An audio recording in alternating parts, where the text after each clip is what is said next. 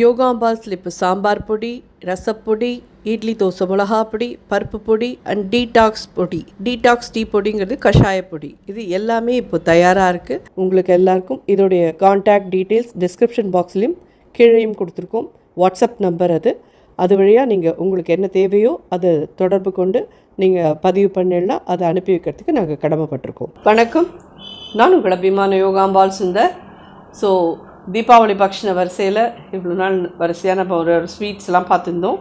இப்போ காரமும் பார்க்க ஆரம்பிக்கலாம்.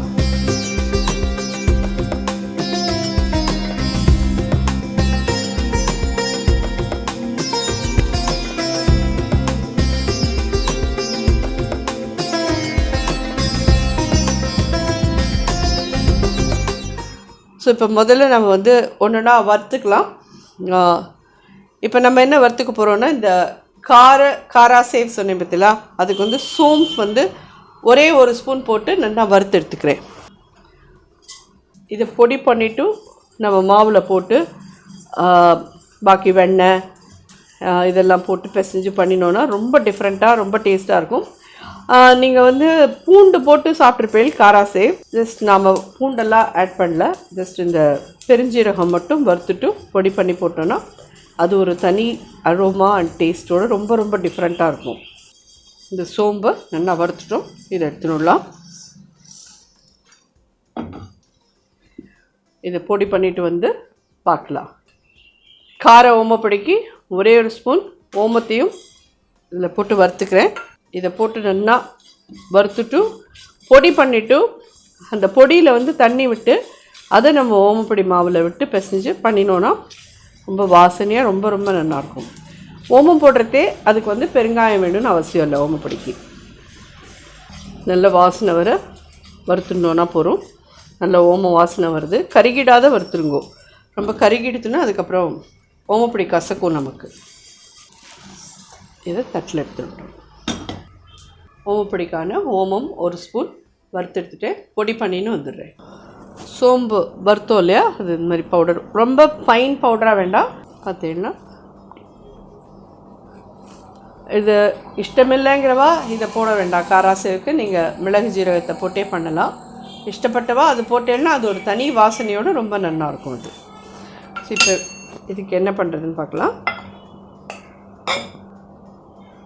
கடலை மாவு 2 கப் கடலை மாவு எடுத்துக்கிறேன். 1 கப் அரிசி மாவு,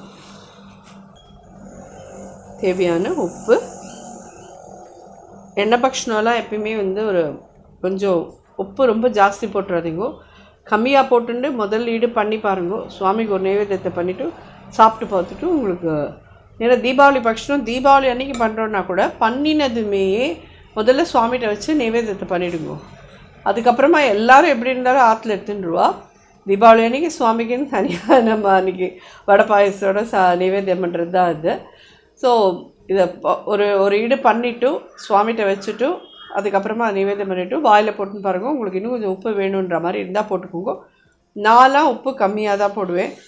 என்னை நம்பி போட வேண்டான்றதுக்கோசரம் சொல்கிறேன், வேறு ஒன்றும் இல்லை. நான் இதில் இப்போது ஒரு 1/2 டீஸ்பூன்லேருந்து 3/4 டீஸ்பூன் கிட்டே போட்டிருக்கேன், அவ்வளோதான். எனக்கு எல்லாத்துலேயுமே 1/2 உப்பு இருந்தால் போதும். அதேமாதிரி சோம்பு ஒரு 1/4 டீஸ்பூன் போட்டேன். இதில் ஒரு டேபிள் ஸ்பூன் வெண்ணெய், ஒரு 1/2 டீஸ்பூன் காரப்பொடி,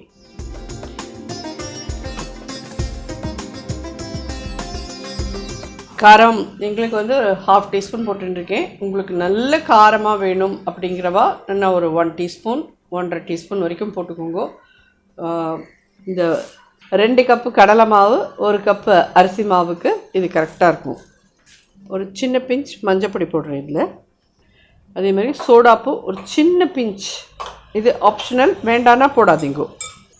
அதேமாதிரி இதில் 1.5 டேபிள் ஸ்பூன் கிட்ட வெண்ணெய் போட்டுட்டேன்னா சூடான எண்ணெயை விட வேண்டாம், நம்ம கொஞ்சம் எண்ணெயும் விட போகிறோம். அப்படி எங்களுக்கு எண்ணெய் வேண்டாம் வெண்ணெயே போகிறோன்னா ஒரு 1.5 டேபிள் ஸ்பூன் கிட்ட வெண்ணெய் போட்டுருங்க.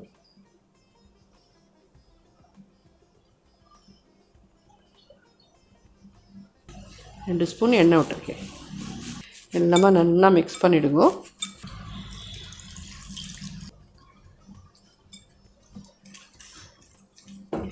உங்களுக்கு புழியறதுக்கு ஈஸியாக பிசைஞ்சுக்கோங்க.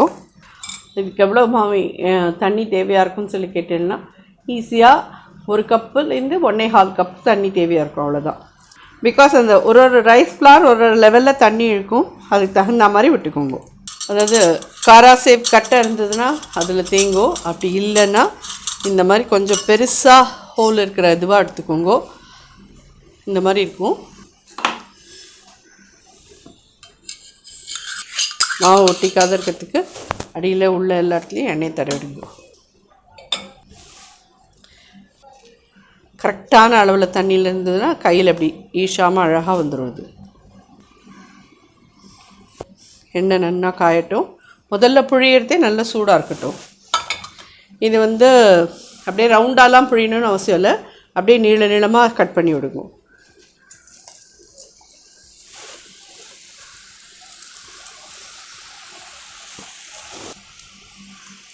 இப்போ கொஞ்சம் மீடியம் ஹையில் வைக்கிறேன். இதை நல்லா அப்படி உடச்சி விட்ருங்க. நல்ல ஒரு சோம்பு வாசனையோட இந்த இது ரொம்ப ரொம்ப ஜோராக இருக்குது. அந்த ஓசையெல்லாம் நல்லா ஃபுல்லாக அடங்கட்டும். ஃபுல்லாக ஓசையெல்லாம் அடங்கிடுத்து ஸ்டேஜில் இதை எடுத்துடலாம். இது 2க்கு 1, ஓமப்பொடினா 3க்கு 1 போடணும். ஸோ நம்ம அடுத்தாப்பில் பண்ணுறச்சி அதை பார்க்கலாம். ஸோ இது ரெடி ஆகிடுது. நம்ம பிசைஞ்ச ஈடுக்கு 4 ஈடு வருது. ஏன்னா இது 3ஆவது, இது 4ஆவது. ஸோ இது எல்லாத்தையுமே பொரிச்சு எடுத்துகிட்டு நான் உங்களை பார்க்குறேன். பார்த்தீங்கன்னா எல்லா கார சேவையும் புழிஞ்சாச்சு. காரம் மட்டும் நிச்சயமாக உங்களுக்கு இன்னும் கொஞ்சம் ஜாஸ்தி வேணும்னா நான் 1 ஸ்பூன் 1.5 ஸ்பூன் போட்டுக்கோங்க. எங்களுக்கு மைல்டான காரம் தான் பிடிக்கும், அதனால் நான் ஒரு 1/2 ஸ்பூன் தான் போட்டிருக்கேன். அட் த சேம் டைம் இதில் பூண்டும் பிடிச்சவா பூண்டையும் சேர்த்து நல்லா மிக்சியில் அரைச்சி அதில் போட்டுடுங்க. போட்டு இல்லைன்னா பூண்டு ஜூஸ் மட்டும் விடுங்க, அரைச்சி அந்த விழுதப்படாதீங்க. பூண்டை நல்லா அரைச்சிட்டு அதை நல்லா தண்ணியில் மிக்ஸ் பண்ணி அதோட ஜூஸை மட்டும் அதில் வடிகட்டி விடுங்க. விட்டுட்டு மாவை பிசைஞ்சிட்டு பாக்கி எல்லாம் இதே ப்ரொசீஜர் தான். சோம்பும் போட்டு பூண்டும் போட்டேன்னா அது வேறு மாதிரி லெவலில் ரொம்ப ரொம்ப டேஸ்டியாக இருக்கும். நிறைய பேர் பண்ணிட்டுருப்பேன், புதுசாக பண்ணுற குழந்தைகளுக்கோசரம் சொல்கிறேன் அதுதான். ஸோ இது ரெடி ஆகிடுத்து. கருவேப்பிலை வாஷ் பண்ணி ரெடியாக எடுத்து வச்சுருக்கேன். அதை பொரித்து இதில் போட்டுடலாம்.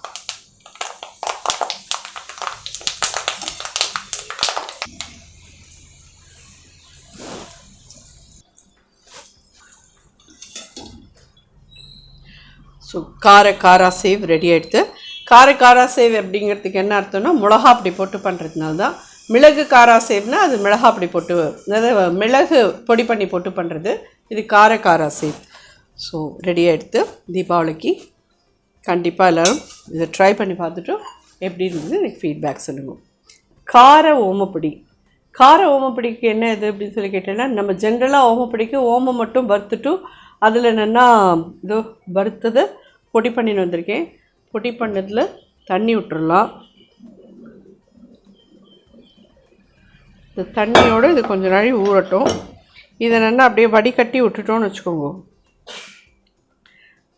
ஓம வாசனையோடு இதுவாக இருக்கும். ஏன்னா இந்த ஓமத்தை நம்ம அப்படியே அரைச்சி போட்டோன்னா கண்ணில் போய் அடைச்சிக்கும், நம்மளால் ஓம்பொடி புழிய முடியாது. ஸோ இது மாதிரி தண்ணியில் நல்லா ஒரு மாதிரி ஒரு 5 நிமிஷம் வறுத்து பொடி பண்ணதை ஒரு 5 நிமிஷம் ஊற விட்டுருங்க இந்த மாதிரி. அதுக்கப்புறம் வடிகட்டி இதை தண்ணி விட்டுடலாம். இதில் நம்ம என்ன ஆட் பண்ண போகிறோம்னா மிளகா பொடி ஆட் பண்ண போகிறோம். அதனால தான் இதுக்கு பேர் கார ஓமப்பொடி. 1 கப் 2 3 கடலை மாவு, 1 அரிசி மாவு, 1.25 கிட்ட போட்டுக்கோங்க. 1.25 அரிசி மாவு, காரப்பொடி ஒரு 1/2 டீஸ்பூன் 3/4 டீஸ்பூன் போட்டுக்கோங்க. உங்கள் காரம் தான், அதுக்கு எவ்வளோ வேணுமோ அதுக்கு தகுந்த மாதிரி போட்டுக்கோங்க. மஞ்சப்பொடி சின்ன பிஞ்ச், உப்பு ஒரு 1/2 டீஸ்பூன் போடுறேன். 1 டேபிள் ஸ்பூன் வெண்ணெய். இது ஃபஸ்ட்டு எல்லாம் நல்லா மிக்ஸ் பண்ணிக்கலாம். எந்த கப் அளவுக்கு எடுக்கிறதோ அதுதான் எல்லாத்துக்குமே அளவுன்னு. நீங்கள் ஆற்றுல இருக்கிற ஏதோ ஒரு டபரா எடுத்துட்டேன்னா அந்த டபரா அளவுக்கு எடுத்துக்கோங்க. நல்லா மிக்ஸ் பண்ணிவிடுங்க. காரம், வெண்ணெய், உப்பு எல்லாம். இந்த ஓமோ வாட்டரை நல்ல ஒரு டீ ஃபில்டரில் போட்டு வடிகட்டிக்கோங்க. இன்னொரு தடவை கூட அது நல்லா கசக்கிட்டு யூஸ் பண்ணலாம். நல்லா ஃபில்டர் பண்ணிவிடுங்க. ஏன்னா இது கீழே விழுந்ததுன்னா நமக்கு கண் அடைச்சிக்கும், அப்புறம் புழிய வராது. 1/2 கப் தண்ணி விட்டுருப்பேன். கடலை மாவு நிறைய அப்படிங்கிறதே கொஞ்சம் பிசுக்கு ஜாஸ்தியாக தான் இருக்கும். உங்களுக்கு புழிஞ்சிக்கிறதுக்கு எதுவாக நீங்கள் அதை பிசைஞ்சு வச்சுக்கோங்க. இந்த மாதிரி ஓமப்பொடி அச்சிருக்கும், இது போட்டுக்கலாம். பிள்ளையார் மெயினாக நான் வந்து இவ்வளோ வேண்டிக்கிறதுக்கு காரணமே, நான் பண்ணுறது உங்களுக்கு கரெக்டாக வரணும் அப்படின்ற இந்த அளவுகள்லாம் உங்களுக்கு சரியாக இருக்கணும், உங்களுக்கு நல்லா வரணும், நீங்கள் எல்லோரும் என்ஜாய் பண்ணணும் அப்படிங்கிறதுக்கோசரம் தான் நான் நிறைய வேண்டிப்பேன் எப்பயுமே. ஸோ இது கொஞ்சம் டைட்டாக இருக்குது, பட் எனக்கு முடியும். உங்களுக்கு இன்னும் கொஞ்சம் தளர்த்தி இருந்தால் பரவாயில்லன்னா புரிஞ்சுக்கோங்க. பிகாஸ் எங்களுக்கெல்லாம் அந்த நாள்லேருந்து இப்படி டைட்டாக புழிஞ்சு பழக்கம்.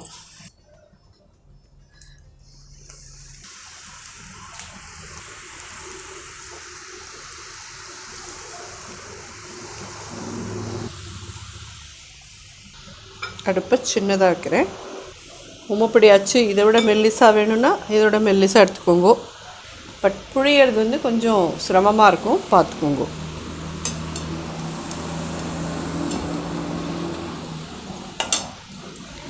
மீடியம் ஹையில் வச்சு பொரிக்கிறேன்.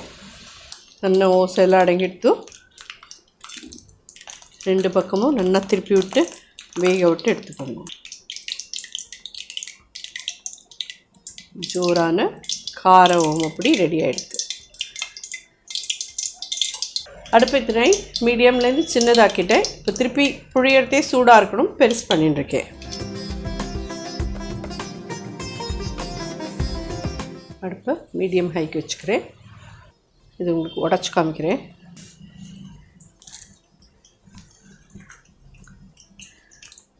நல்ல ஜோராக ரெடி ஆகிருக்கு, வாசனையாக இருக்குது, ரொம்ப நல்லா இருக்குது. கண்டிப்பாக எல்லாருக்கும் பிடிக்கும். இந்த ஈடு ஃபுல்லாக புழிஞ்சு எடுத்துகிட்டு வந்து உங்களை பார்க்குறேன். பார்த்தீங்கன்னா ஜோராக ஓமப்பொடி ரெடி ஆகிடுது. 4 இந்த சைஸில் பெரிய 4-5 ஓமப்பொடி இருக்குது. ஒரு குட்டி ஓமப்பொடி ஒன்று வந்திருக்கு. டோட்டலாக நல்லா ஒரு 4-5 வருது. 3 கப்பு கடலை மாவு, 1.25 கப்பு அரிசி மாவு, இதுக்கு நல்லா ஒரு 5 பீஸ் கிட்ட வருது.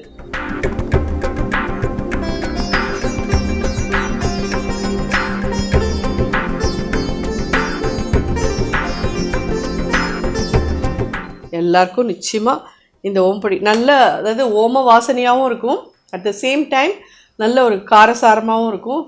ரொம்ப டேஸ்டியாக ரொம்ப நல்லாயிருக்கும். இது கண்டிப்பாக எல்லோரும் ட்ரை பண்ணுங்க. நிறைய பேர் பண்ணிட்டுருப்பேன். புதுசாக பண்ணுற குழந்தைகள்லாம் நிச்சயமாக ட்ரை பண்ணி பார்த்துட்டு எப்படி இருந்தது எங்களுக்கு ஃபீட்பேக் சொல்லுங்கள் ப்ளீஸ். நன்றி, வணக்கம்.